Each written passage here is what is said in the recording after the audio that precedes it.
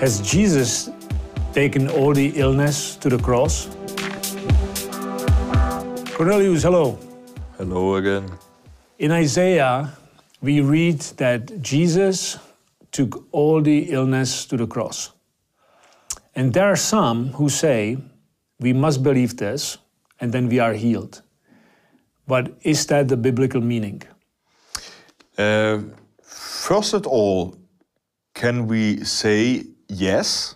Because we have in Matthew, for example, here is standing in chapter 6 from 16, when evening had come, they brought to him many who were demon-possessed, and he cast out the spirits with a word and healed all who were sick, that he might be fulfilled, which was spoken by Isaiah the prophet, saying, He himself took our infirmities and bore our sicknesses. Mm-hmm.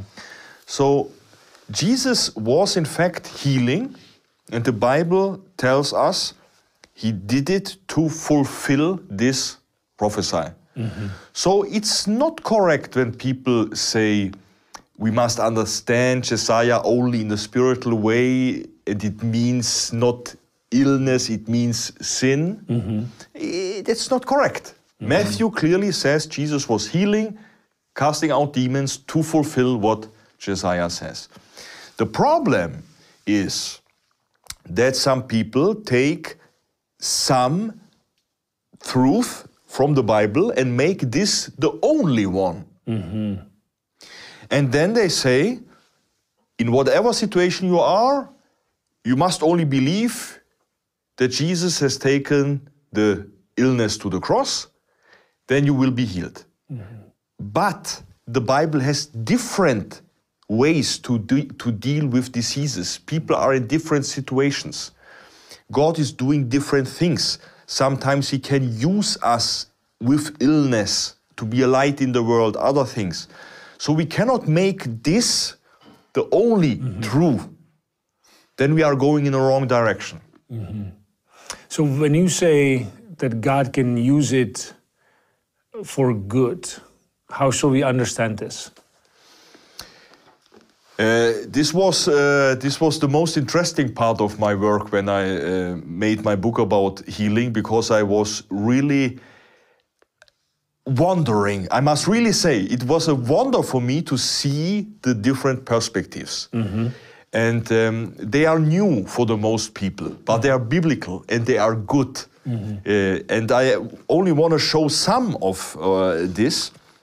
We have, for example, in 2 Kings, chapter 13, verse 14. Here we talk about Elisha, one of the biggest prophets in the Old Testament. And look what's standing here.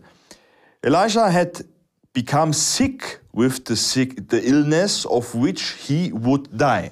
Mm-hmm. Here is standing that Elisha, he became sick, and he died with this sickness. Mm-hmm.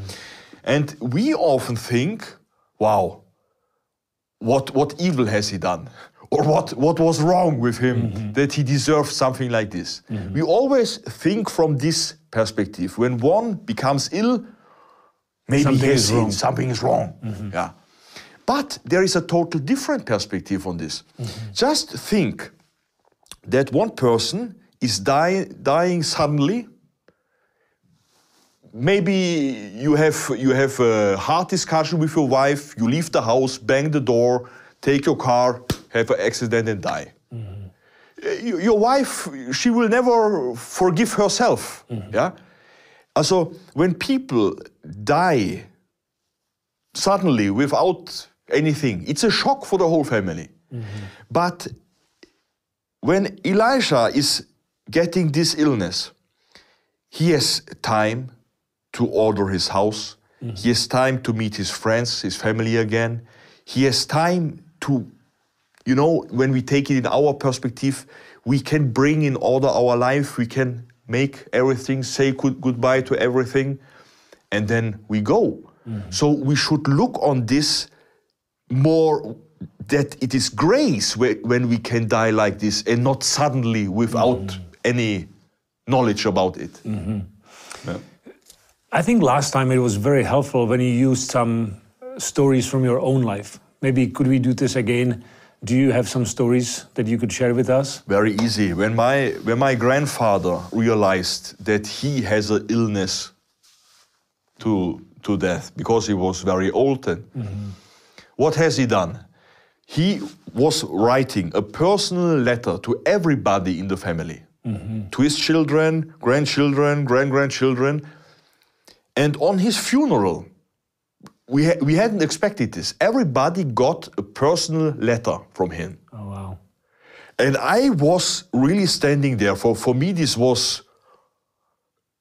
You got a letter from a dead person, you know? So I will never forget, it was so strong. It was personal words from him for me, experiences from him with God and encouragement to follow Jesus. Also, this was strong. And I only mean, when we would use the time we have, when we realize that our time is over, we could make a big expression on other people who realize that this person, he has faith, he's going in peace, he knows what he believes. This can be a big testimony for other people. And that's a principle. I call it for candle principle. Once I was in a difficult situation. I'm almost every day in a difficult situation. You know, Jesus said every day has its problem. Yes. And then I had a thought. A candle. Where is a candle shining brighter? In a dark room or in a bright room? And I thought, in a dark room. But in that moment I realized I'm wrong. Because it's shining the same. The candle is not thinking about it. But we see it better in the dark. And I realized what God wanted to tell me. When we live our Christian life, our normal Christian life, in the dark situations, then people see it much stronger.